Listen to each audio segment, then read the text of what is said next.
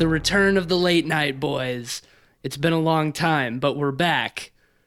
I mean, I guess it really hasn't been that... Return of the Blackcoat's daughter. Return of the Blackcoat's daughter.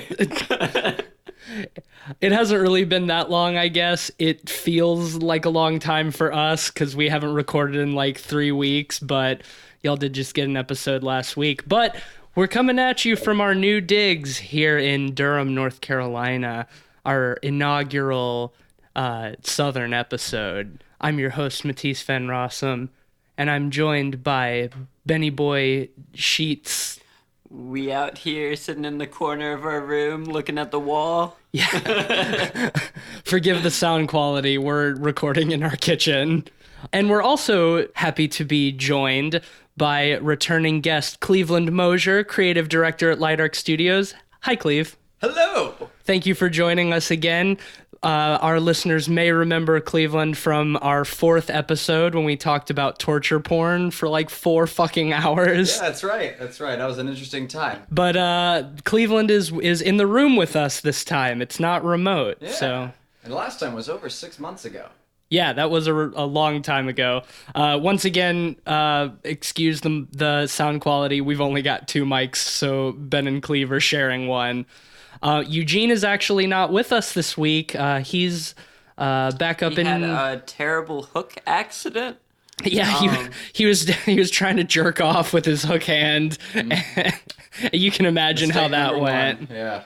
You're supposed to use the other hand, but, I guess he didn't want to give himself a stranger. Ambidextrous. Yeah. I I can't blame him for that. I mean, sometimes you get an itch, and you forget. Well, this wasn't an itch. I mean... It was an itch, the kind of itch you gotta scratch. And that's the problem. But in all seriousness, Eugene will be back next week, hopefully.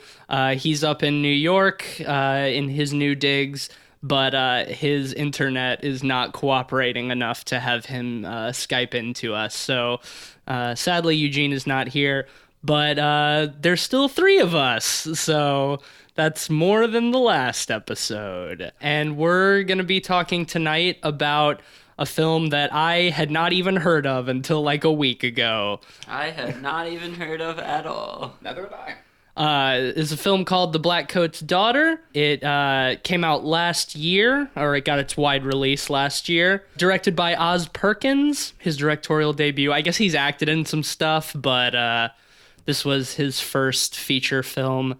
He followed it up with I'm the Pretty Thing That Lives in the House, which is on Netflix, which I have not seen, but have heard is very boring. Funny bit of trivia that I found is he is actually the son of Anthony Perkins. Oh, yeah, that's right. Norman Bates. The killer from Psycho. That's right. I think one of his early roles was playing young Norman Bates in like Psycho 4. We should do an episode on the Psycho sequels because I haven't seen them, but I feel like they must be just buck wild. Yeah, I haven't seen any of them either, but the fact that they got Anthony Perkins to return for all of them... The fact that they made 4 of them more than anything. Like, how do you follow up the first one? Yeah, you can't. Yeah. I mean, how do you... He's arrested, like... Well, I'm sure there's some super corny way that he got out of jail, but that's an episode for another day. So we watched this movie last night, and we actually talked about it for like an hour and a half already, because this film is somewhat divisive between us, surprisingly. Somewhat. At least in the sense that I really, really, really liked this movie a lot, and Ben, you were less impressed. I really liked it. Don't get me wrong. I really liked it too. I just think its flaws are more transparent than, at least when we were talking before, than you made them seem. I guess so. It didn't. Its flaws did not strike me that hard, but we'll get into that. Let's give some background. This is a film about a young girl goes to an all-girls high school, or a boarding school, I should say, whose parents don't come to pick her up for winter break. And she seems to be possessed by the devil, maybe? Hail Satan! I can't ever hear Hail Satan without thinking of the Woodland Critter Christmas episode of South Park. That South Park has ruined Hail Satan for me. We sort of talked a little bit about this in our Veronica episode a few weeks ago, but devil worship, demonic possession movies have been done to death, and not very creatively. At least in recent years, we cited The Exorcist, obviously, as the standard, by which all demonic possession movies are set. And I was very pleasantly surprised with how fresh a lot of this movie felt. Maybe not in the plot, but at least in its approach. Yeah, it's definitely an art house take on that demonic possession genre. Right. It's produced by A24, who has produced basically every movie that I've loved for like the last 4 years. They have a pretty solid track record. They have an incredibly solid track record. They got into video game publishing pretty recently. I know they did What Remains of Edith Finch. Yeah, which I've heard is really awesome. Yeah. I I haven't played through that myself, but I've heard rave reviews. Maybe just how much I love a lot of A24 movies always gives me kind of a bias when I see their logo before a movie, but it seems like they don't pick shit for the most part. They have a very good track record of picking good movies. For the most part. There are some exceptions. It's hard to think of them off the top of my head, but I do remember distinctly a few forgettable movies. I mean, sure, but if forgettable is your greatest sin, then that's not that bad in the grand scheme of things. Well, that's the thing. They haven't done anything that's like too offensively bad. Right. They did produce The Witch, which we've mentioned on the show a few times. One of my favorite horror movies of the past decade, easily.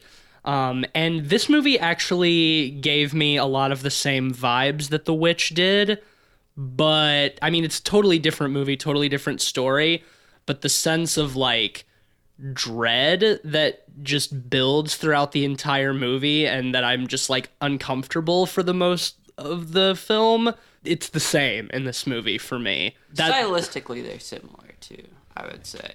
A little bit, yes. I know both of you guys, it took you a little while to be more sold on it, but I was on the edge of my seat from the opening shot when Catherine, the main character, played fantastically by Kiernan Shipka. Yeah, killed it.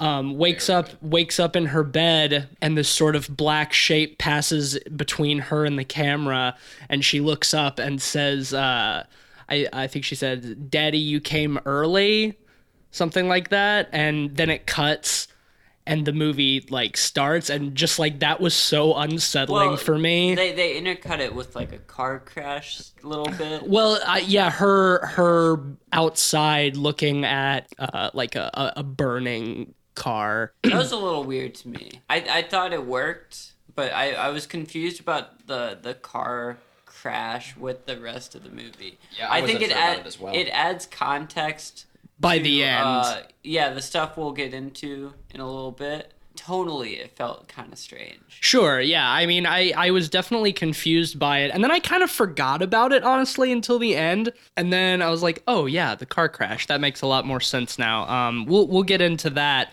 But what really, one of the things that really worked well for me in this movie is that there's sort of an emotional distance from all of the characters. None of the characters are particularly relatable or sympathetic. There's kind of this sort of like sterile stiltedness to it that makes it hard to connect with, but I think it makes it uncomfortable because it's kind of like, this isn't how real people interact or talk.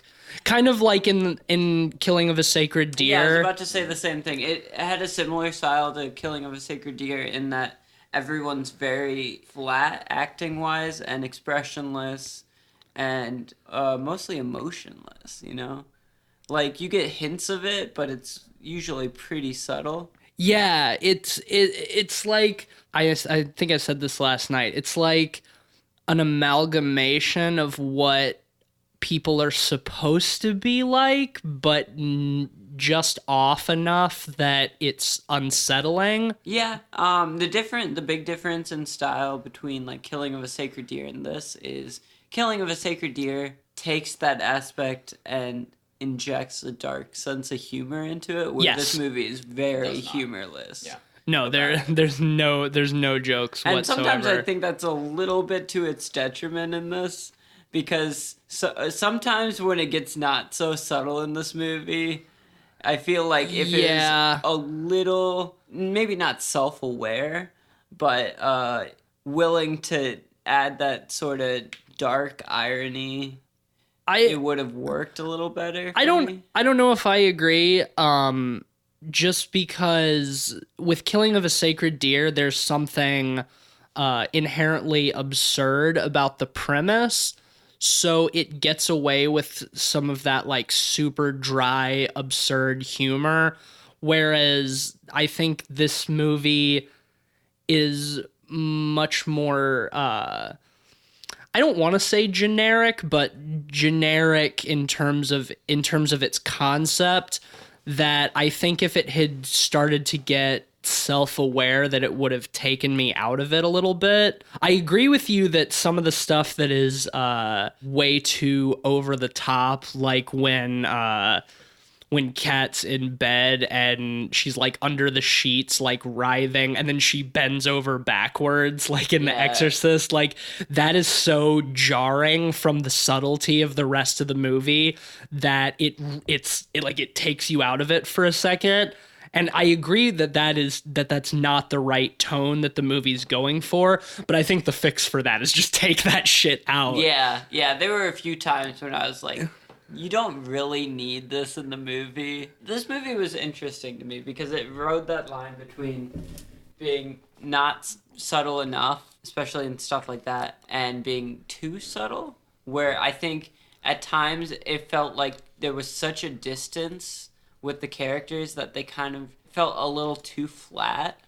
I felt that way at the very beginning of the film, but by the first like right before the first act, I felt like they had pulled my interest enough that I was keen to key into even like the small nuances and the subtleties of the conversation. Yeah, early on, I agree with you. I think like the conversation with the headmaster and the several other moments between the two girls at the beginning, I didn't really have any cause to be any sort of emotional association with either of them.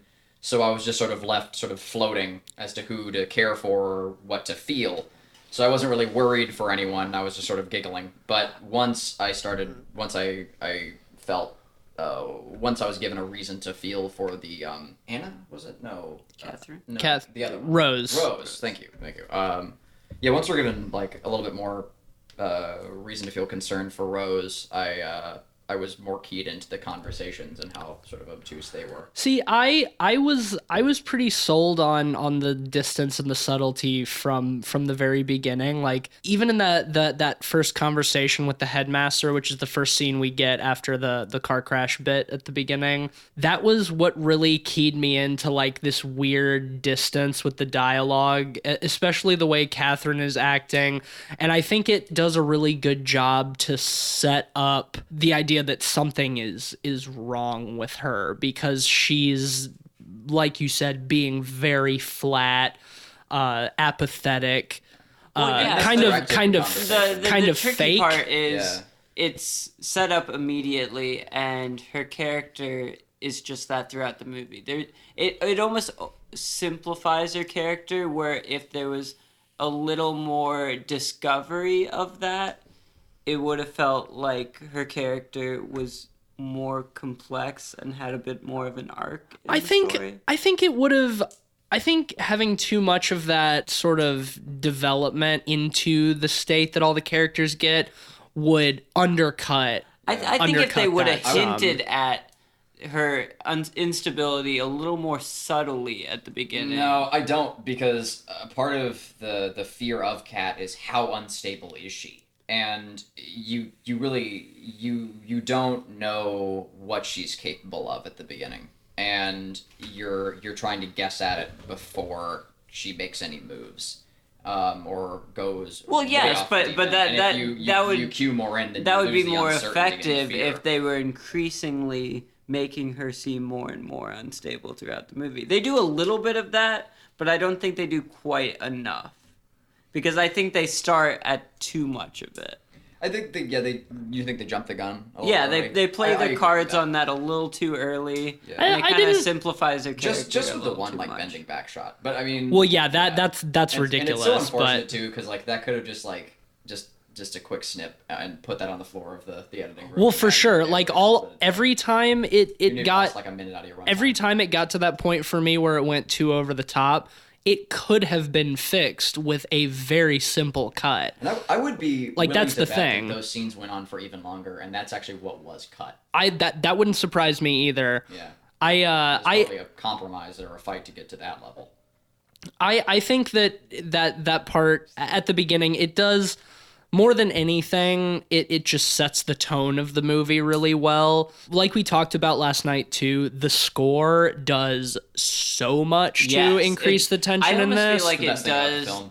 a lot of the heavy lifting in the first half. I agree. While stuff is building up, the score is what keeps it feeling tense throughout. I agree with you. But I don't see that as necessarily a detriment because it's Neither do doing what a film score should. A Yeah, film yeah. score is meant to influence the mood of the scene. There's nothing wrong with the carry Yeah, if the team definitely. wins. It's kind of like an auditory version of like the Kuleshov effect where it tells you what you're supposed to be feeling based on its Yeah. reference. Cause like I was thinking at one point where Kat is setting the dinner table and she like a spoon is crooked and she adjusts it and we've got that shot of her like from below. And I was just thinking at that time, like, if this scene was devoid of music, if it was totally silent, it would be almost comedic. It would be kind of laughable. It would be something that you see in like a comedy to show that a character is quirky or OCD or whatever, Yeah. But because of the music, it's like this is unsettling. What did you think of that like auditory jump scare that they had with the gunshot? Didn't like Oh, that. I was displeased by that gun jump scare. honestly, It was unnecessary. I thought it kind of it didn't fit with the rest of the movie because I feel like it's the only jump scare in the movie. Yeah, it's the only jump scare, and if the rest of the movie is fairly subtle for the most part, so it kind of felt unnecessary to me. I agree with that to an extent. Like, I don't feel like much would be lost if you removed it. But the fact that it was a jump scare that was not telegraphed a mile away, which a lot of horror movies do, it'll be like, oh, they'll cut the music off and everything's silent and then jump scare and loud noise. The fact that it really came out of nowhere, I think makes it more effective than most jump scares that you would see. The only- It made me jump. I mean, yes, it did. I wasn't laughing at it. Like it made me jump. The only I thought argument- I jumped for the wrong reason. The only argument that I can give it maybe in favor of that jump scare, and it's kind of a flimsy argument, but it's right in that first scene when we're introduced to Emma Roberts' character, like after she gets off the bus, and I thought she had just gotten out of prison or something. Like, she looks haggard as fuck, and then she's in the bathroom and we see she's got like a hospital wristband on that she like tears off, and then they do some quick cuts to like her in a mental hospital. Yeah. So I feel like that like jump scare with the shotgun, with somebody shooting a shotgun, is just kind of like, I guess it's supposed to be sort of to indicate that she's really fragile. That she's kind of like, I mean, like I said, it's a flimsy argument. You wouldn't. to indicate It didn't jump work scare. for me. It's Yeah, supposed to it didn't indicate. really work for me. That was the same shot that we had the nice character name overlays, right? Yeah, I think it was in that first scene. We should get into that a little bit. Yeah, that was weird. So this movie presents itself as having three main characters. Kat, the freshman girl who is possessed by the devil or whatever. Then this older girl, Rose, who told her parents to pick her up like a day later than she was supposed to be picked up because she thinks she's pregnant and she has to tell her boyfriend or whatever about it. So she's stuck in this empty school with Kat. And then Emma Roberts' character, Joan, who seems, at least for a while, completely unrelated to the rest of the narrative. It's like a B plot. But the fact that throughout the movie they'll do these shots where they just have the character's name like overlaid one of the shots, like that was something that didn't work very well for me. I think it's because it was turquoise. Well, I had a couple of problems with it, but mainly the color choice was theme, definitely strange. weird. Like, well, that I was would expect like that kind of like if you would replace that with like poppy music, it would have looked like that. Just that singular shot, it would have felt like the intro to like a Disney special or something. Like meet Cat, you know, like. I mean the opening credits were the same color though. So I mean, I don't know why they were in that color and either. still why. You know, like what was the choice of formatting? the color is not what bothered me. It's that the showing the names did not seem to serve any purpose other than to be like, okay, here's our three main characters. It's like, do you not trust the audience enough to pick up who the movie is about? Which, I mean, I guess is kind of a trick because, I mean, there's really not three main characters. There's really one. But I mean, I don't know. That didn't work for me either. But it's such a minor thing. It's like, oh, it's three shots where we see somebody's name. well, I mean, Rose is kind of still a main character, I would argue. I mean, somewhat. Well, she's set up to be like the primary character at the beginning, I think, because they put her in the place of being the normal one who's stuck here with this girl who's possessed by the devil, and she has to find out what's happening and save the day or whatever. At least that's how they set her up. That doesn't end up being the conclusion. She thankfully, lasts for a long time in the movie. She does. So I would even argue she is a main character in the movie, even though she dies. You know. I mean, yes, but she's less important, I think. Yes, I actually agree, Kat's story. but for a different reason. I think the other two stories, the Cat and Joan character, those stories both have a similar theme in that they're kind of explorations of the tension of loneliness. Yeah. And mental fragility, where the Cat story, or not the Cat, the Rose story didn't quite match up with that. Right. Well, that's why I thought she was going to be like your typical horror movie heroine, cuz it's like she's really there more than anything. So Kat as a character has somebody to play off of. There wouldn't be as much to do if Kat was just at the school by herself. I felt like she still had a sense of sterility to her, but also relatability. Like there was enough relatability with her that I was worried for her as a person, but also I felt like she was sterile enough that her character matched the tone the film was going for. I just feel like the story of her character didn't quite mesh with the themes of the other two storylines. But she's supposed to clash with her. Yeah, I think that's intentional. But it should still meet within the themes I think you can do, where you still explore some of her loneliness while, having them be foils. Yeah. I think that's doable. You could either do it that way, or you could do Rose a little bit more from Kat's perspective. See a little more of Rose's story second hand almost.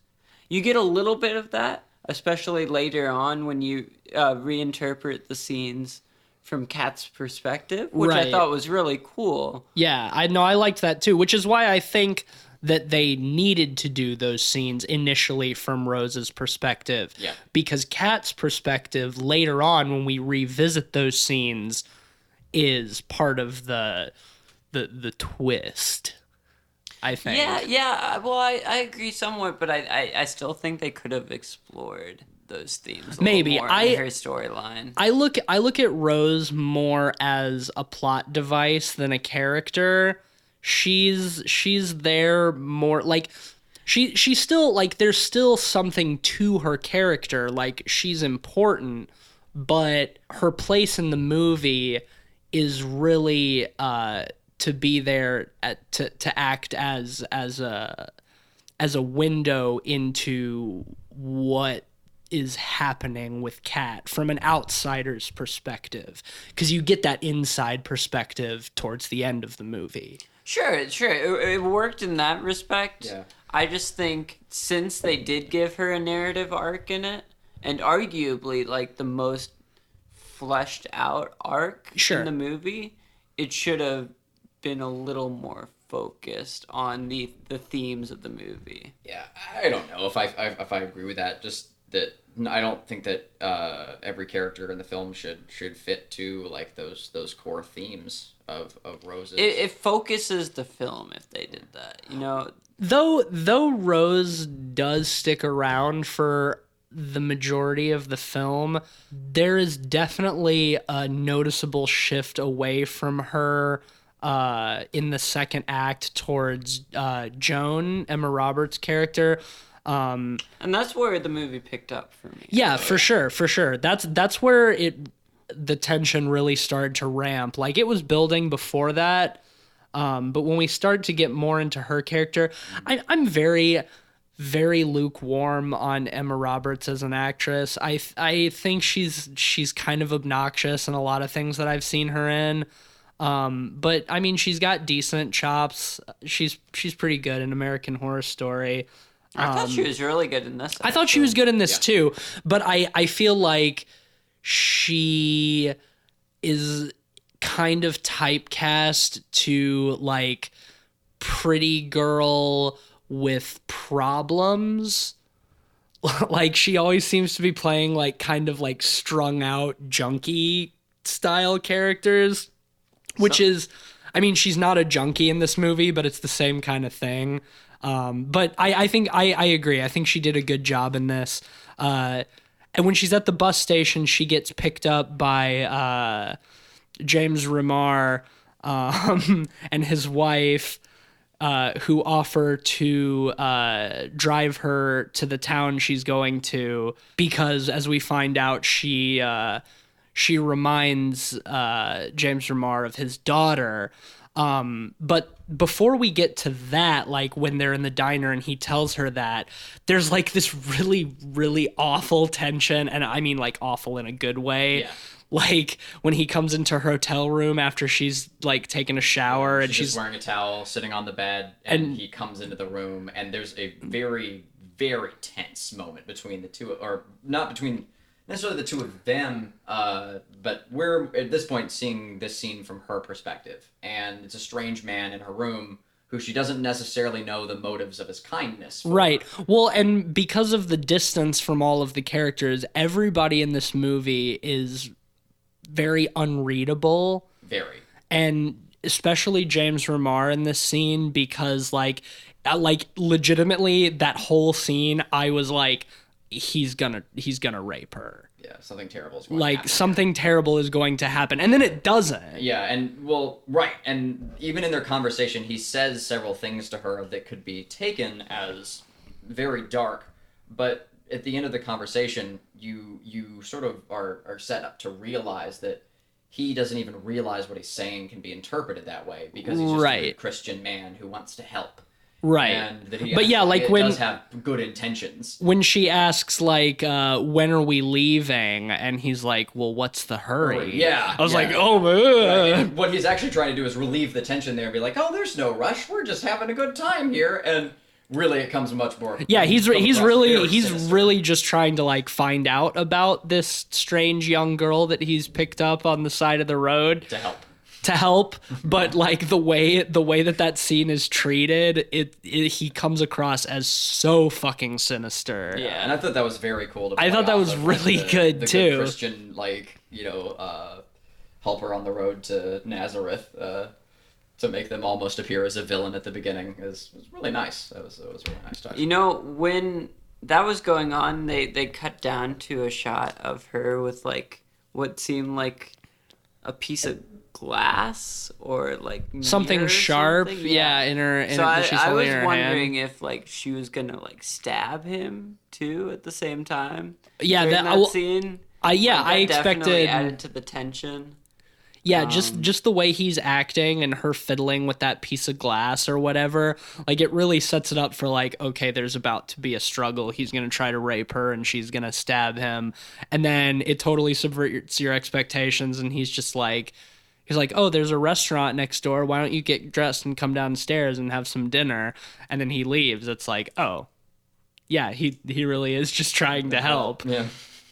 And then we have the scene of them in the restaurant, and he tells her about his daughter who died 9 years prior. And he's like, oh, I have a picture. And he hands it to her. Big reveal. And the picture is Rose, her school picture that we see being taken of her at the very beginning of the movie when she's first introduced. So that awesome, like 50s spooky Hollywood score. Yeah, that timbre timbre shit. Yeah. So then, of course, it's like, wait, what the fuck is going on here? Like, because we're intercutting this with Rose and Kat, and now we're being told that Rose died 9 years ago. So, I mean, I was really wondering what they were trying to set up. Like, is Rose a ghost and Kat's possessed by the devil? Well, and I mean, is she dead? Is she in the afterlife? And this school is some sort I of feel weird like purgatory? they kind of blew their is she in load hell? Yeah. with that question by having Emma Roberts' character laugh. Oh, yeah, the way she reacts, I think, is... Oh, she goes back into the bathroom afterwards, yeah, and laughs. Right, yeah. So it's like that. Then that tells us that Emma Roberts has some sort of connection to Rose. Which, you know, like, it works, but I wish they wouldn't have blown their load on that twist so early. I actually disagree. Well, you didn't pick up on the twist. I at did. that You didn't point. pick up- I didn't. Twist. I'll openly admit it. But I did, or I at least guessed it. I wasn't convinced of it yet, but See, I questioned. I agree. I almost thought they were gonna do one of those, you know, A bait and switch. bait and switches, Yeah. where they hint at this could have twist, been, maybe wasn't. and yeah. you know it had nothing to do with it, but they end up going with it. Yeah. I mean, because it is the obvious answer. I guess for me the likeness between Emma Roberts and Cat. yeah, and Kat was just not strong enough. Yeah, for I me thought the same thing. to make that association that she could be an older. Right. What spoilers? that is the twist. But yeah, I was thinking the same thing. But by the end of the movie, it didn't bother me because then that would not have been any sort of reveal if they had gotten an actress who looks just like Kiernan Shipka or really close to her. Then it would have been like, you see her when she's older, it's like, oh, well, it's obviously But like her older. you guys said, like you picked up on that connection at that point anyway. Well, because so right. would it have? I mean, Well, no. What I'm saying, that's I did like that they reveal it so early. no. But what I'm saying is that if the likeness was too similar, then you would have picked up on it as soon as you see her. Or at least there wouldn't have been any room for doubt. Well, yeah, that also. But you probably would have picked up on it, like, well, this chick looks just like Kiernan Shipka, so it must be her when she's older. They set it up, it's like, okay, there's these three different characters, and then it turns out that two of the characters are the same person, and that it's just non-linear narrative. So, like, yeah, I think they don't look enough alike, but I think that is necessary for it to be a reveal and to not just be obvious from the first time you see her character. It doesn't bother me. No, me by the end, me either. Yeah, I mean, I'll say that any of my gripes I had for this film were minimal. Like, none of the gripes I had for this movie had me livid at the film or whatever. No. There were those, or even like really harmed the experience that much outright. Except there for maybe were the beginning. there were those few moments where it goes too over the top, like the bending over backwards, and I even thought when the sisters tell Kat to say grace, and she can't get through it because she vomits. I thought that was a little bit too much. In the spirit of The Exorcist, and the bending over backwards in the spirit of The Exorcist.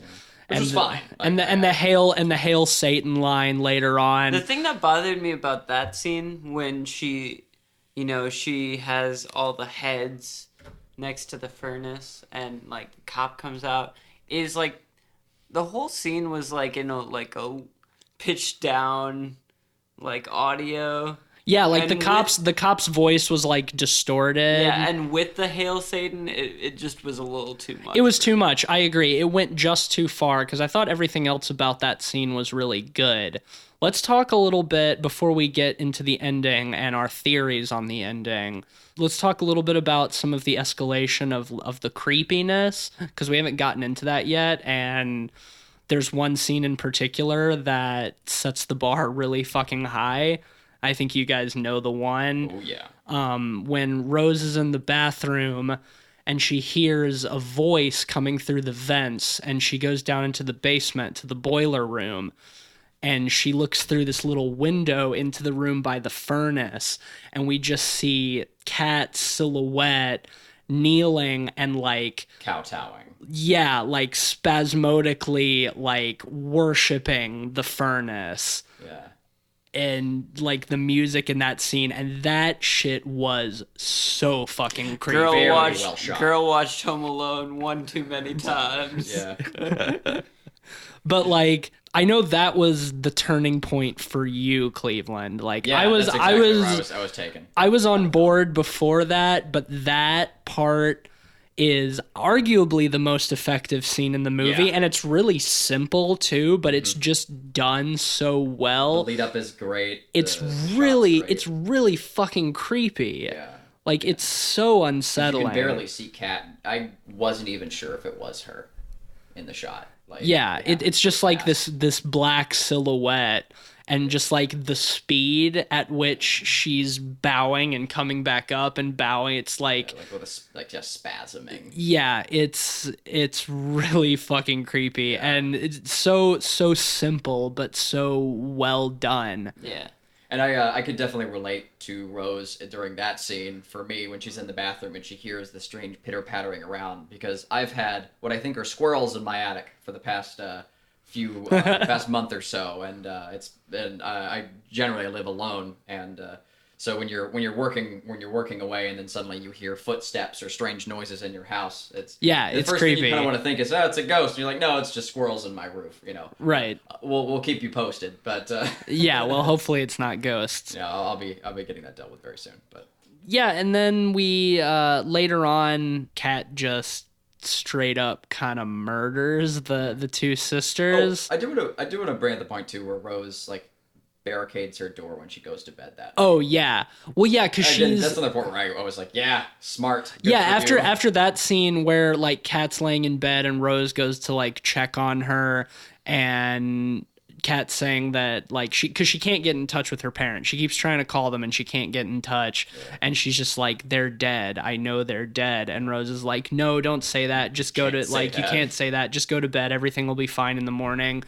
And she's like, is there anything else I can do for you, or can I get you something? And Kat's just like, no, you already had your chance. Yeah. And then that's when Rose goes to her room and barricades the door. I'm like, yeah, I would have done the same thing. And honestly, that's where I related. Like, that's how I can relate to her character. If I were Rose, after I had seen Kat down in the boiler room, I wouldn't have even wanted to like be in the same building. I'm like, I'm gonna go out and sleep in the snow. Oh, yeah. The one thing I before we move on about it is the boiler room scene. While it was super effective for me, I feel like it was lessened a little bit because Kat was already shown as unstable. If that was one of our earlier hints that something was amok. It's shown that there's something wrong with her prior to this. Or something is happening to her even. But I don't know if that's where I think it shows you the gravity of the situation. Right, and how it just, I think it really does. It escalates the scenario very quickly because Right. the slow pacing of the film, the extended soundtrack. I thought that this movie wasn't going to have any payoff until, like, going into it, like, for the first 10 minutes, I was under the impression this film wasn't going to have any payoff for the next 40 minutes. And instead it ramps up fairly quickly. Yeah. And I was glad for that. Yeah. And I think so too. And I mean, up till that point, you know, you can kind of be like, oh, she doesn't know what happened to her parents. Her parents aren't responding. They're not coming to pick her up. It's like she's scared. She's worried. Something's wrong. Maybe she doesn't have a good relationship with her parents. It's like you can sort of write off the way she's acting as like troubled teenager. And then when you see that, then it's like, okay, there's something much more severe going on here. So I don't think that was lessened by how they built it up at all. I think it was...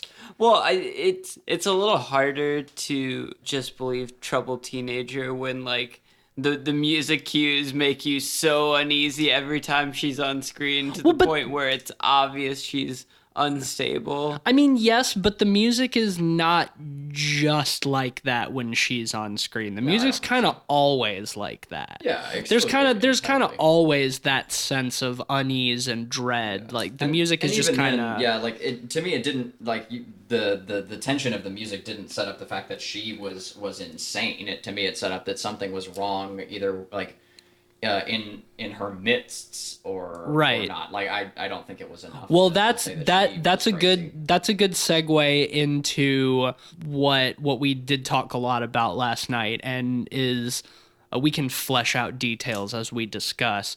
But by the end of the movie, I think it's pretty open-ended that either there is indeed something supernatural going on and Kat is possessed by the devil, or she's just mentally unwell.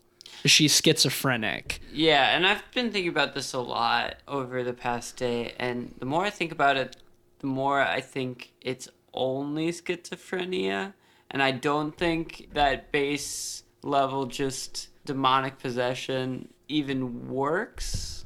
In what respect? How does it not work? Because it makes things like the car accident at the beginning and a lot of the secondary plot points unnecessary. I mean, I would think that the car accident at the beginning, because that's a dream for her, isn't it? It's presented as a dream sequence. Yeah, like it's essentially she's right. Her parents were killed. Yes. Yes, I think so. It's never that event is almost premonitory for her. It's and never. Like that I didn't see that as a dream sequence. Possessed. I saw that as a memory that she had. Well, I mean, in that scene, I mean, we don't see him, but she is accompanied by the devil in that scene. So I think interpreting it as a premonition, because it starts with her waking up and the devil, it quote unquote, is standing over her, and then it cuts to that where she's standing there with him just off camera and she sees that. So I think you could interpret it as a premonition, or I mean, it could be a memory. It's never stated that her parents... Or her schizophrenic break. Yeah, right. I mean, it could very well be a memory, and that could have been her schizophrenic break, is the death of her parents.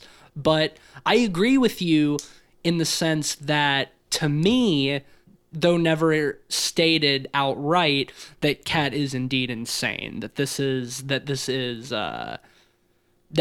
mental instability, and rather than demonic possession. I think it's more interesting that way. Better movie if you interpret it that way. I think so too. But it is, because it never explicitly states one way or another, it is open to interpretation. You could interpret it as a straightforward demonic possession story. I will say, if you're just going into it for a demonic possession baseline, not thinking about it too much story, you probably won't get as much out of this movie. I don't think know. that's one of the neat things about Maybe. being along the ride from Kat's perspective for such a portion of this film is that Kat isn't really sure if it is either. Well, I think she genuinely believes she wants it to be Satan, yeah. but she wouldn't have committed the ritual again and hoping it would show up and have been so disappointed to see him not show up if she was also not sure. I mean, she'd been in that institution for so long. Well, like being told that she was crazy, she had problems, she needed to be fixed. Right. That she was medicated as well. She was trying to create this other ritual sacrifice as a means to prove whether or not she was insane. So the audience not being sure along with her takes you along on that ride. Sure. Yeah, I agree. Because with her parents' death, her sense of abandonment leads her to adopt the devil as a new father figure. Yeah. I mean, that's why the movie's called The Blackcoat's Daughter. The other big catalyst was Rose telling her that the nuns worship Satan in the basement. I think so, yes. Well, that. She says it's like a school rumor that the nuns worship the devil and they have no hair. Check their eyebrows. Yeah, they were caught worshiping him in the basement, and it's if you after see the nuns have regular eyebrows, right? And it's after that scene. Originally, when we're given it from Rose's perspective, it's right after that, or shortly after that she finds Kat in the basement worshiping the furnace. Mm-hmm. And then when we see it later from Kat's perspective, because after she murders the two nuns and she murders Rose and removes their heads, we see a lot of the previous scenes, but from her perspective, where there's this sort of shapeless black figure with horns or donkey ears or something that's sort of there. Like we see it behind Rose in the scene when she's telling her about the nuns worshiping the devil. And I like that a lot because like the back of Kat's head is in focus, mm-hmm. and then Rose and the devil are out of focus. Yeah, by premise, it reminded me of it was a much more subtle, I think, much better done Donnie Darko. Yeah, it kind of looked like rabbit ears a little bit. Yeah, I got a very strong Donnie Darko vibes off of it, but much more subtle, not in a bad way. Like I think this did it to me a better, much more terrifying job. much more subtle. But what I love about seeing that is it's like Rose is the one who really allowed that seed of the devil being present in this school to sort of flourish in Kat's head. If she's already unstable, and she's her own murder, and she's already seeing things and hearing voices, then it's like, oh, there's devil worship at this school, even though there's not. But it's like, okay, well then I'm gonna go down to the basement and worship the devil. I need a new father. My parents are dead, so I need somebody who's not going to abandon me. And then to have her come back later as Joan and then kill James Remar and his wife and take their heads down into the basement and then to not see anything. And then it ends with her standing in the street at a crossroads, and you get, crying. You get hints of that need of a father figure from, the first scene at the school when she's talking to the headmaster. Yeah, that's a good point too. And she really doesn't want him to leave. Right. He's going off to Albany, and she says like, "Oh, I just wish you could be here to see my performance," or whatever. So it's like, she's whether that's a memory or a premonition, she already is in need of a new father figure, and she's sort of desperate for that. And then to have her... Well, that's the thing. I think her parents died before the events of the movie. I thought so initially too, but then that opens up all kinds of questions like... How did she get enrolled? Yeah. Why would the school be calling her parents? If her parents were dead, the school would know. Things like that. I think it makes more sense as a premonition, like you said, Cleveland. I mean, which I guess opens the possibility of the supernatural, having a premonition of your parents' death. Yeah, But I almost feel like it's more far-fetched as that than it is to imagine her somehow getting into the school without people knowing all the information about her backstory. I mean, I guess, but like private schools are expensive. Like boarding schools Also, are like, expensive. The first like conclusion that most anyone comes to when someone doesn't show up after an extended period of time is something's wrong, something's happened to them. So like that just a schizophrenic break of being like, oh my god, they're probably dead, and they might just be like. I think that could just be and for honestly, for all we know, they could not be dead.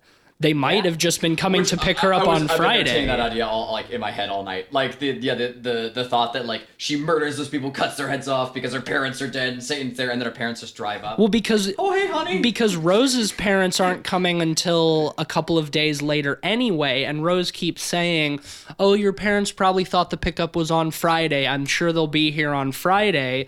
And all of the events of this happened before that. Also, so during it's a snowstorm when like the power lines could have just gone down. Right. So it's possible her parents aren't dead at all, and she just had a schizophrenic dream about her parents dying, and like you said, when you don't hear from somebody, you immediately assume the worst. That's just natural, But that's why all of this stuff is like open to interpretation. I definitely think the film is more interesting when you look at it from the perspective of her being crazy. Yeah, but I think it's good that it was open because she's not sure either. Yeah. And you gain her perspective in that, and I liked it. And I don't necessarily think that if you go into this looking for a demonic possession movie that you'll be bored or have a bad time. Like, you could even the moments where they paid homage to or just directly pulled from The Exorcist, that they were good, and but they were like moment after each other. I was going to say because after right before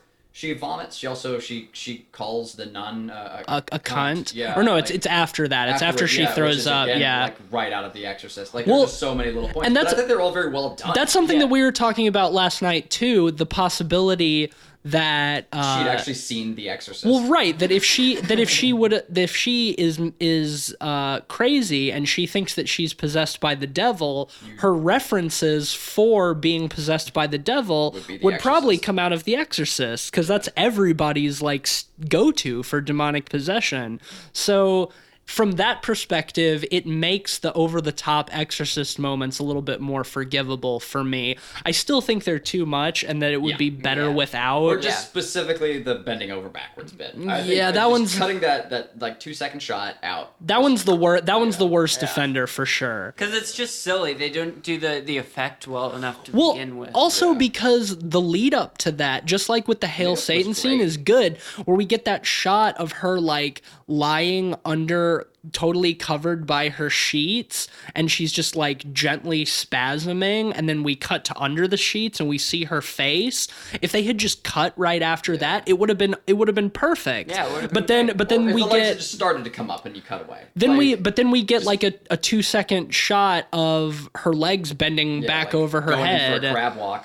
Yeah, and it's like it's in terms of how subtle everything else in the movie is building up to that, a moment like that is laughable. Yeah, I agree.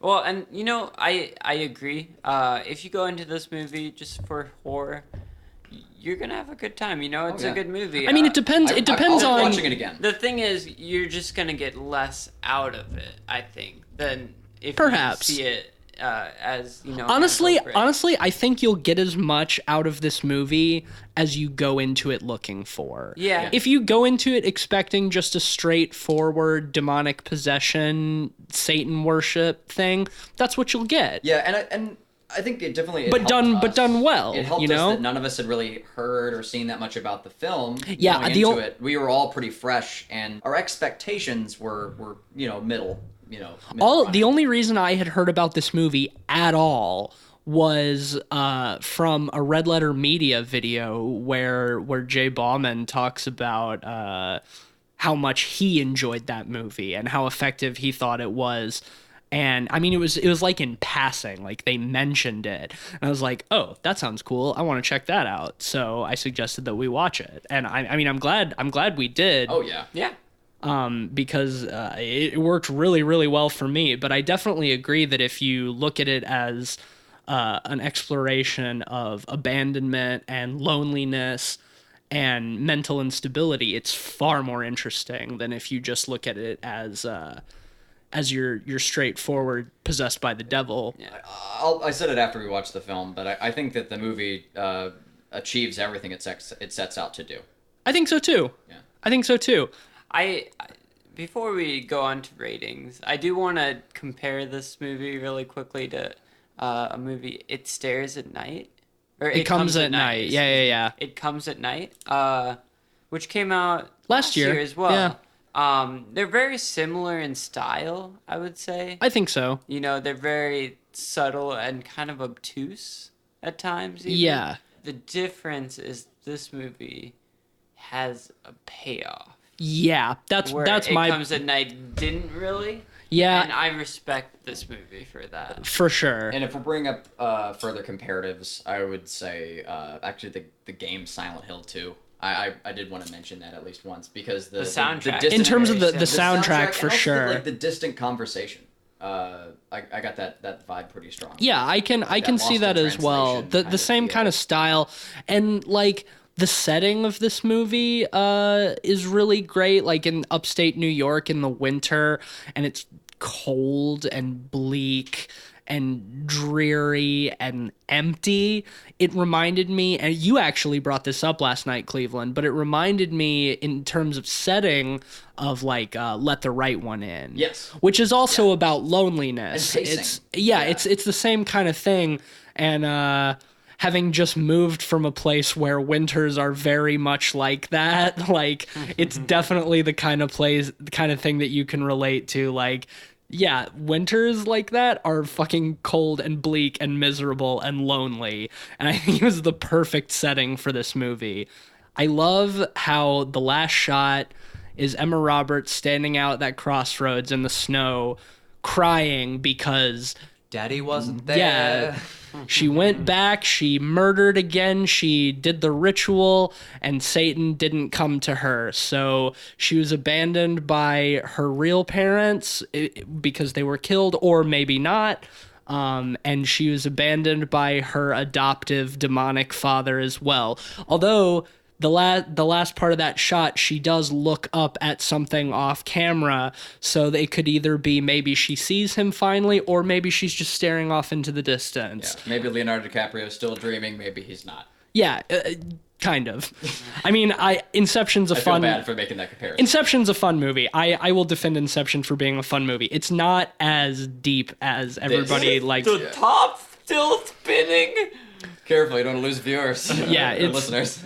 I mean, but yes. I don't give a shit. Fuck Inception. Oh no, Inception's fine. It's it's not a as. fun film. I It's think not that's- that. I'm not gonna feel bad about disliking. It's not that. It's I'm not gonna write that my deep. college thesis on it, anytime soon. It's not that deep, but it's a fun movie. But I could go into shitting on Inception, but That's that's not not what this this podcast is episode. about, yeah. That's not this episode. no, that's not what this podcast is about. for another day. Yeah, we didn't get too much into plot specifics, but this is really a movie that I think if you're into slow burn, really tense, uncomfortable horror movies, Yeah. this is a good one to watch. This movie worked really well for me. It plays on a lot of the hallmarks of noir. What were you gonna say, Ben? Oh, I was just gonna say, after the fact, once this movie is over, I just kept thinking about Repulsion and how a lot of the themes are very similar. Yes, that's true. With the exploration of loneliness and mental instability and insanity with the blonde female protagonist. Yeah. Um, The difference is that Repulsion makes it pretty Repulsion apparent. is much more subjective, I think. Yeah. You know, I in think the camera, so. we see it from Catherine Deneuve's perspective throughout the whole movie, And this and- movie gets to that level, but it takes its time shifting from objectivity to subjectivity. And with Repulsion, it's so subjective too, because you're really alone with her most of the time. There's interactions with other characters, but it's much more like this isolation is negatively affecting her psyche. And it's pretty obvious about that. Where with this one, you don't really start to think too much about it being, or about Kat being schizophrenic, or whatever, until later in the movie, when it starts to... The loneliness affecting the mental stability thing definitely runs runs through the whole Joan storyline, I think. Yeah, for sure. I mean, there's definitely parallels to be drawn. I definitely see similarities. For sure. I see that too. Time to rate? Yeah, is it time? Yeah, I'll start. Without recapping too much of what I've said, I was very, very pleasantly surprised by this movie that I knew virtually nothing about. It actually made me want to watch his follow-up, I'm the Pretty Thing That Lives in the House, because I've always heard that like it's good but really boring and nothing happens, so that's kind of steered me away from it. But to the wrong viewer, I could see certain people thinking that the Blackcoat's daughter is boring too. And in terms of like generic horror movies, not a whole lot does happen. Like the climax is really good, but it's not just like chock full of scares throughout. But it's more. There's nothing that's going on in this movie, though. Well, right. I would not say that nothing is happening in this movie. It's extremely atmospheric, and that's its strongest suit. Between the music and the cinematography and the sort of distance and the acting, which is really good across the board. Like I was genuinely unsettled from the first shot to the last shot. Because it worked so well for me, I'm going to give this a 4.5 out of 5. All right, yeah. I don't have too much to add to that. I think I'll just. I will say that I plan to go back and watch this film a second time. I would like to as well. I want to catch the beginning again and take it in now that I feel. I want to go into it with a better eye. I would like to go a more optimistic eye, because I was so flat at the beginning of this movie that I was a little skeptical of the beginning. I would like to go into it trying to examine the entire thing as a study of mental instability from the beginning, because that didn't occur to me until later in the movie. Yeah, in the film. So I would love to watch this again with that in mind. Yeah, I agree. And the other thing I know I'll be doing again in support of this movie is listening to the soundtrack on its own. I'm gonna paint to that for days. Yeah, that soundtrack was spectacular. It's really, really good. It's really effective. Cannot recommend that enough. If you're not interested in the film, but you still want to find some really gripping and vivid ambient industrial, it's good. It's good I think it was composed by. Shout out. I think it must have been composed by somebody related to Oz Perkins, either his brother or uncle or something.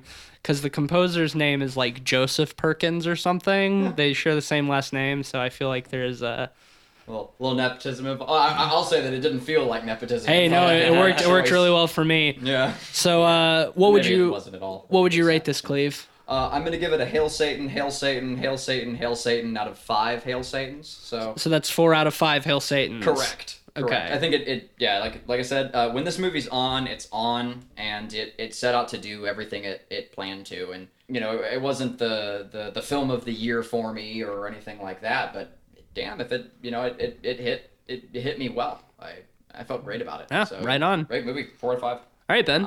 Well, I think in the past few years we've gotten a trend almost of these very ambiguous, obtuse art house horror movies. Usually produced by A24. Yeah, you see It Comes at Night, The Witch, Goodnight Mommy, I would even consider in that camp. Also produced by A24. Outside of The Witch, though, I think this is one of the more effective movies in that almost sort of subgenre. That's not to say this movie doesn't have flaws. I think this movie sometimes is not is too subtle and sometimes is not nearly subtle enough. And I have a few issues with the structure of the movie, but I think when it's tense as hell. And the soundtrack, like Cleve said, is killer.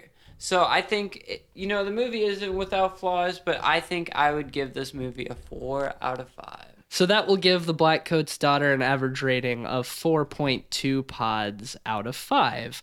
And that will bring us to the end of this Late Night Boys episode. Woo-woo. Whoop whoop. I know that we have not done a full-length episode in a while.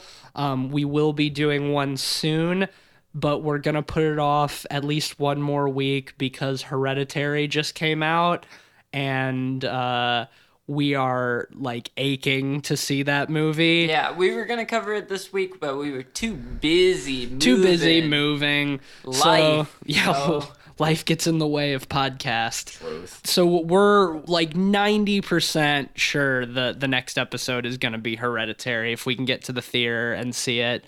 So you can expect that next time, and then we'll come at you with a full-length episode after that, we promise. But if you like the show, you can leave us a rating and review on Apple Podcasts or Spotify or Google Play or wherever else you get your podcasts.